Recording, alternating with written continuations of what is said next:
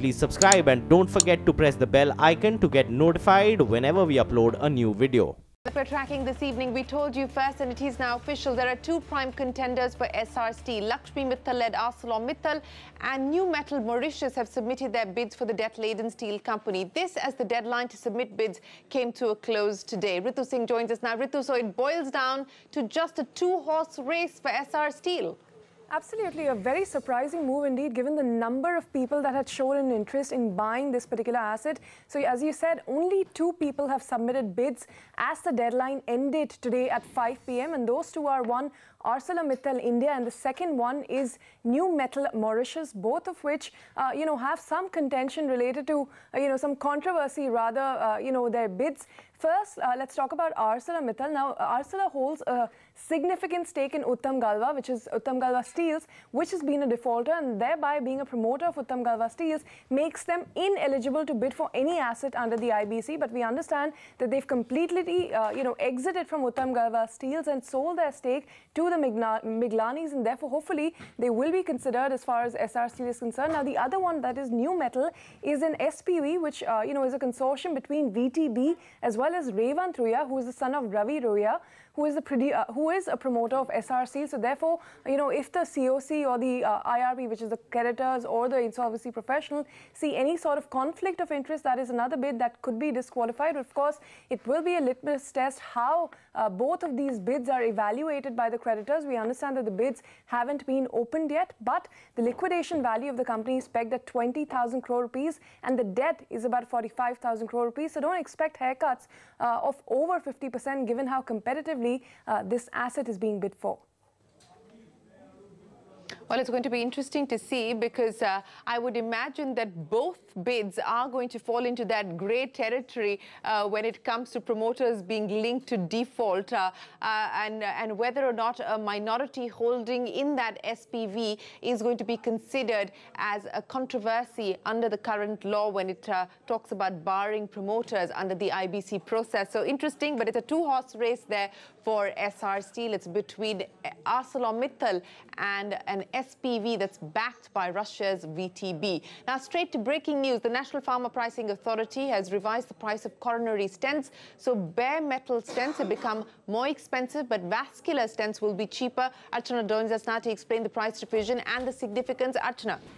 Well, yes, after a year-long debate on whether stent pricing should continue or not and the lobbying from the industry, the unanimous view of the expert committee stated that coronary stents need to continue to be under price control, so it continues. There is a marginal hike for bare metal stents. They become, the pricing now is 7,660 ex GST versus 7,260 earlier. Point to note here is that the drug-eluting stents have become slightly cheaper. The pricing now is 26,660 ex GST. This is the ceiling price, is the price cap, versus 29,600 rupees earlier last year. The important point also to note from the order is that the sub-classification of drug-eluting stents, a question that industry had kept raising through the year last year, the committee has been of the view that there is no need for a sub-classification of drug-eluting stents. They are saying that clinical evidence does not support, clinical evidence is not enough to support that one drug-eluting stent is superior over the other. The other important point to note over here is that along with this, the NPPA has also released a list of trade margin analysis for catheters.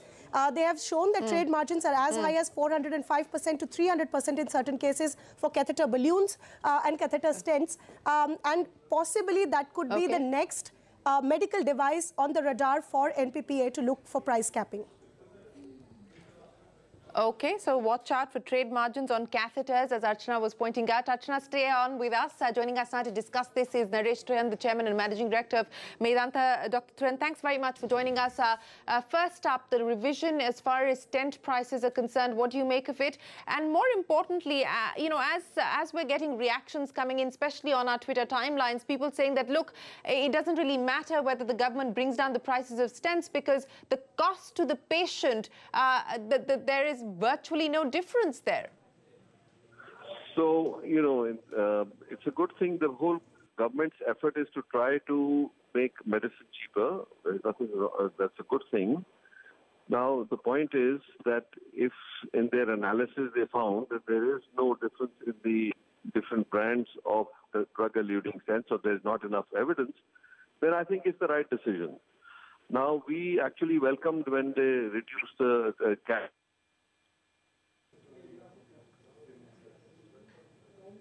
Dr. Jain? Well, we seem to have lost that line with him. We will reconnect with Dr. Trehan there, reacting to the news break on the NPPA order on stent pricing. We'll come back to that in just a second. But the big national story, the Indian Army is still carrying out combing operations in the Sunjawan Army camp in Jammu. The camp came under attack from suspected terrorists of the Jaish-e-Mohammed. Defense Minister Nirmala Sitharaman is in the army camp where 6 people, including a civilian, lost their lives. 3 terrorists have been killed so far. The Defense Minister squarely puts the blame for the attacks on Pakistan for sponsoring that. She went on to say, and I quote, "Pakistan will pay for this misadventure." Assure our nation that their sacrifice would not go in vain. I compliment the valor of our brave soldiers who carried out this operation with precision and professionalism. We will continue to thwart any attempt by Pakistan-sponsored terrorists to cause violence in our country, and necessary action to deal with them through our counter-terrorist strategy has already been put into action. The Defence Minister there. But coming up next, Rajasthan's government gets into poll mode, announces a waiver of farm loans up to 50,000 rupees. A special discussion with the key highlights. On the other side, we'll be joined by the Agriculture Minister of Rajasthan, Prabhulal Saini.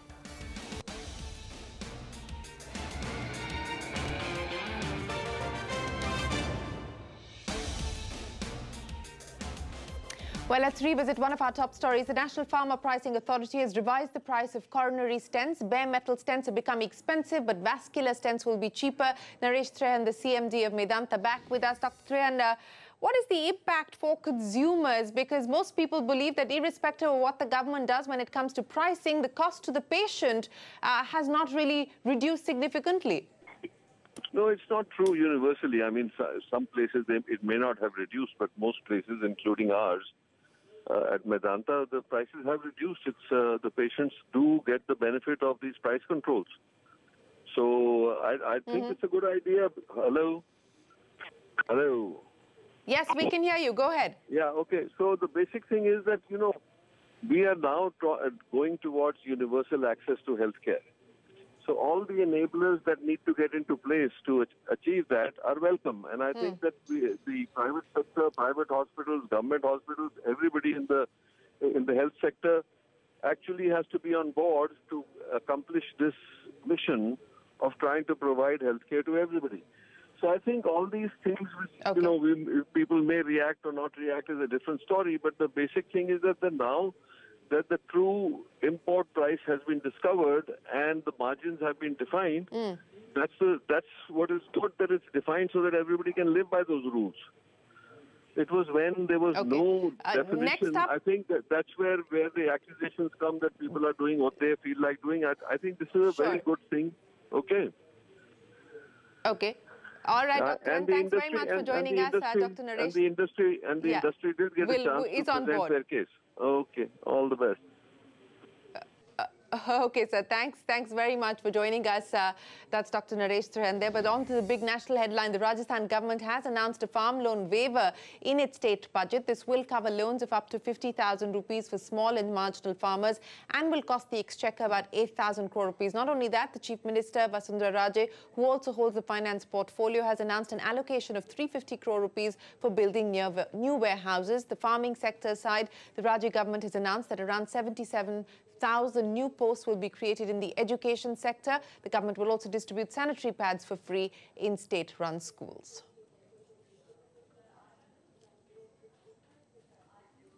Well, joining us now is the Agriculture Minister of Rajasthan, Mr. Prabhulal Saini. Mr. Saini, appreciate you joining us here on CNBC TV18. Let me start by asking you about your government's decision to announce a farm loan waiver of 50,000 rupees for small and marginal farmers, sir.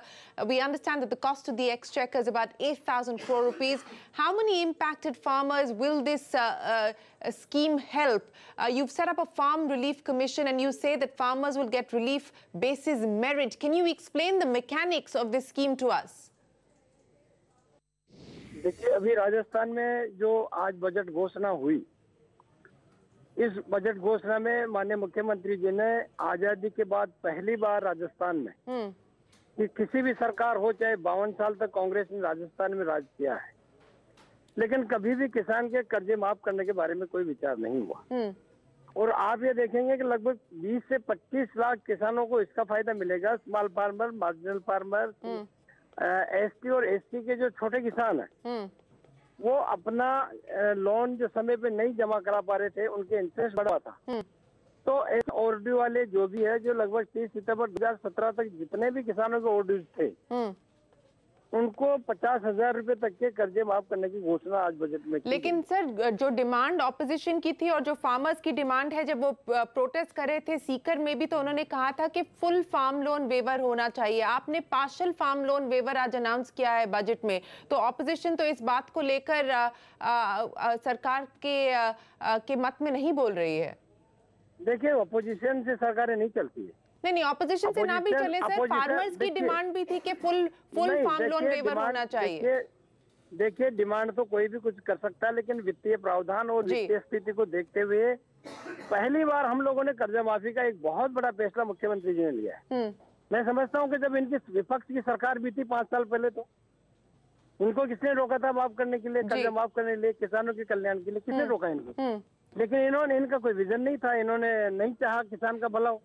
और अब इस तरह की बात जो घड़ियाली आंसू बहाने वाली जी ये बात लोग कर रहे हैं जी, मैं समझता हूँ अनफॉर्चुनेट, बिकॉज अभी पहले स्टेप पे जो हुआ, दूसरा एक फार्मर्स के ऋण माफी के बारे में एक कमीशन बनाने की जो बात की जी, इसी प्रकार आप देखेंगे केरल में जो कांग्रेस की सरकार है, उन्होंने भी इसी प्रकार कमीशन बनाकर उस पर हियरिंग का काम होता है। हाँ, तो मैं समझता हूँ, तो आप कह रहे हैं कि ये एक फर्स्ट स्टेप है और पार्शियल लोन वेवर है, क्योंकि आपको फिस्कल डेफिसिट और फिस्कल पोजीशन का भी ध्यान रखना पड़ेगा, और वो जायज और लेजिटिमेट कंसर्न है। लेकिन मैं आपसे ये जानना चाहूंगी कि आगे का क्या सोचा है आपने? लोन वेवर तो एक बात है सर, लेकिन जैसे प्राइस डिफिशिएंसी मैकेनिज्म है कि ये तो प्रोडक्शन जो थी वो ज्यादा थी, लेकिन एमएसपी से भी कम दामों का दाम मिल रहे थे फार्मर्स को। तो आगे चलकर के ये स्थिति ना वापस से पैदा हो, उसके आप ऊपर क्या काम कर रहे हैं?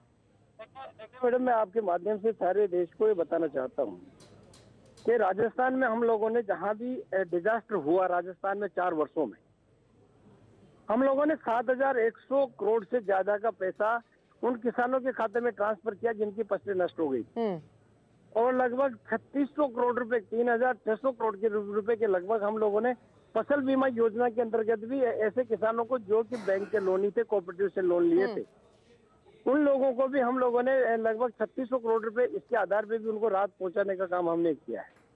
हमारा ये प्रयास होगा कि निश्चित रूप से फार्मर्स की income doubling to up to 2022, इसके बारे में हमारा ये विजन है कि अभी आपने देखा होगा कि पूरे राजस्थान में अभी जो जिस प्रकार किसानों के द्वारा ये जो दिया जाता था, आपके राजस्व वसूली जो होती थी, आपके इरिगेशन लैंड का जो लगान होती थी जी, पहली बार लगान फ्री कर दिया हम लोगों ने। किसी प्रकार का इरिगेटेड लैंड का किसी भी प्रकार का पैसा किसान को नहीं लगेगा, हमने उसको फ्री किया है।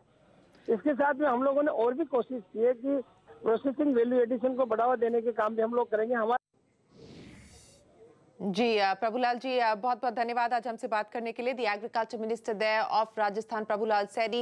Let's bring in a voice from the opposition now. Sachin Pilot, president of the Rajasthan Congress, joins us. Sachin, appreciate you joining us here. You just heard the agriculture minister there saying that, look, it's for the first time that a government in Rajasthan has announced a loan waiver of 50,000 rupees for small and marginal farmers, and of course listing out a whole bunch of other initiatives that the government is going to take forward.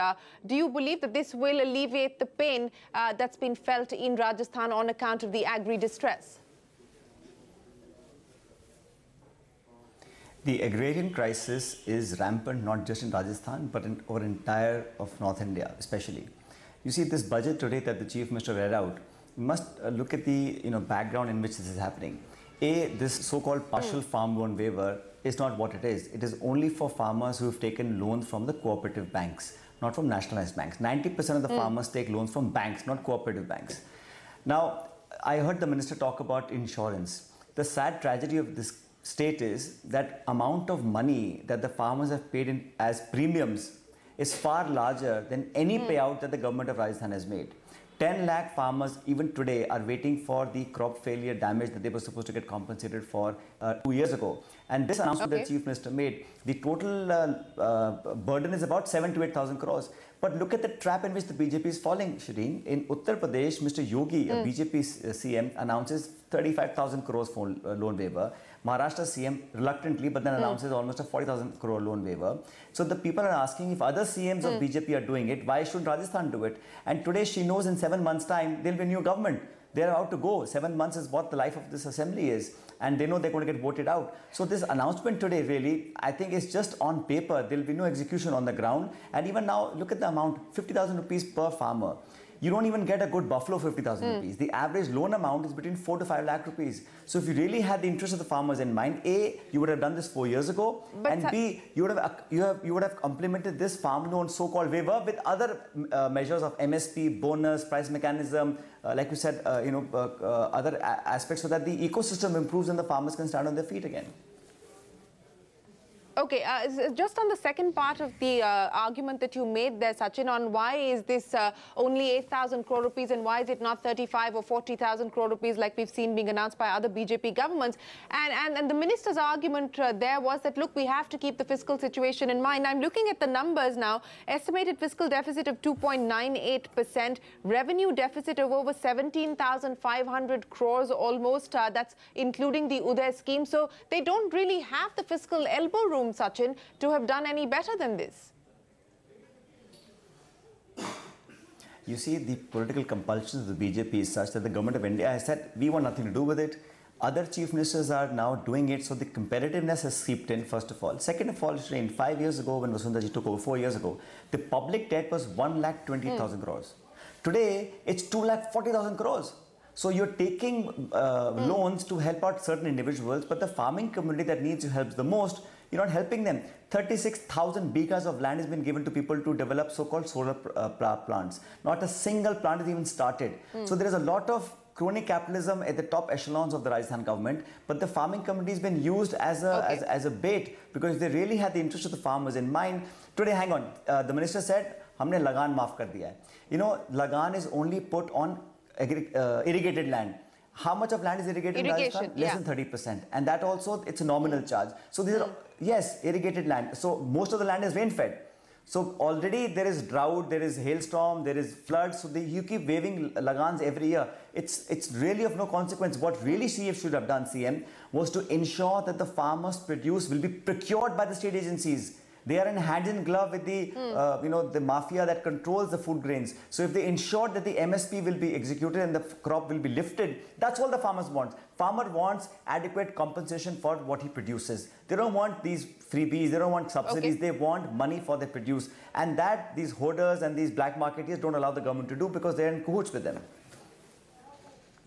Okay, so you're saying that this is too little, too late. But Sachin, I want to go back again to the point that the minister was making. And when I asked him the question on what will be the impact of this on the ground, and the number that he gave me is that it will impact at least 20 to 25 lakh farmers. You're saying that that is not accurate?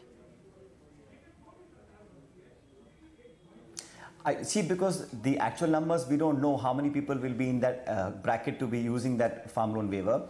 They formed a committee to look into the farm loan waiver scheme. The committee said we shouldn't do it, we can't do it. But the recent by-election results are there for all of us to see. And I think this budget has the by-election laws written right all over it. So in 7 months' time, how much of those irrigation projects can be executed, how much of the farm loan waiver can be actually implemented. In 6 months' time, you'll have the notification for the elections. So this really is a budget made last minute and just to please, on paper. And these are all schemes that are not going to be able to be implemented. Sadly, she missed a golden opportunity. 5 years of a massive majority. She could have turned agrarian sector around. She allowed 80 farmers to commit suicide, and the fag end to give some lollipops on paper is not going to help them at all.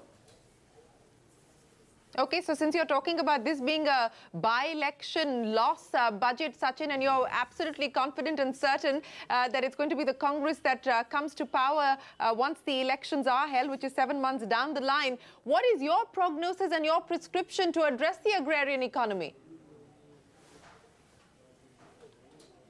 See, first of all, I'm confident, but I'm not complacent. And I don't have the sense of arrogance about winning elections and being in power forever. We worked hard, and I believe people will support us. That's why I made that comment about us winning the elections 8 months down the line. I think the issue is not just about giving, knee-jerk reactions. You have to create an ecosystem where the farming community gets everything they need: technology, they need, consolidation of land, and they need a process where, right from cold chains to the markets, to have good finances, and for them to be able to get out of the clutches of these private money lenders. Now, what happens is, when the governments are in the election year, they try and put band-aids to fix, a very large open wound. That shouldn't happen. When the governments first take charge, they must have a clear roadmap, they must have targets, and they must deliver on the ground to the farming communities, because they form really the backbone of the whole agrarian economy. Congress party also gave a farm loan waiver, but that was done by the Manmohan Singh government without any prejudice about which governments in which state. We never thought BJP, Congress, Janata Dal. We gave a farm loan waiver because country could afford it. Today, state governments which are not in a position are still doing it because politically they're asked the question, if Yogi can do it, if Fadnavis can do it, why shouldn't Vasundhara ji do it? And I think that's the problem why she had to do this tokenism of offering this 50,000 rupee loan waiver. Okay, tokenism from the Vasundhara Raje government. That's the view there from the Rajasthan Congress chief, Sachin Pilot. Appreciate you joining us here on CNBC TV18 to talk about the budget that was announced by the Rajasthan government today. We're completely out of time here on this show, but we'll take a break and we'll be back with you on India Business Hour in 30 minutes. Stay tuned to CNBC TV18 special on the markets when we return.